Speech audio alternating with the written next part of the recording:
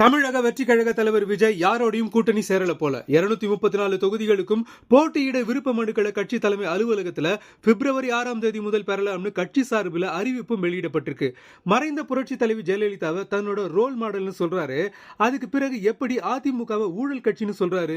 யார் தலைமையில கூட்டணி அப்படிங்கிற விஷயத்துல விஜய்க்கு தெளிவு இல்லைன்னு விஜய மடக்கி மடக்கி பல கேள்விகளை கேட்டிருக்காரு அதிமுக பொதுச் செயலாளர் எடப்பாடி பழனிசாமி.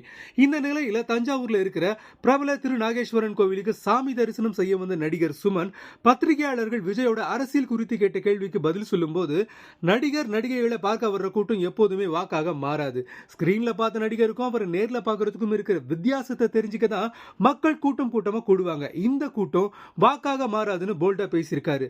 தமிழகம் மட்டும் இல்லாம ஆந்திரா, கர்நாடகான்னு பல மாநிலத்தை சேர்ந்த முக்கிய பிரமுகர்கள் விஜய்க்கு ஆதரவா பேசி வர்ற நிலையில சுமன் சொன்ன ஸ்டேட்மெண்ட்டை ரசிகர்கள் மற்றும் தாவேகா தொண்டர்கள் மத்தியில மிகப்பெரிய சலசலப்பை ஏற்படுத்தியிருக்கு. இருந்தாலும் ஒரு பக்கம் சுமன் தன்னோட மனசுல இருக்கிறத பேசியிருக்காரு.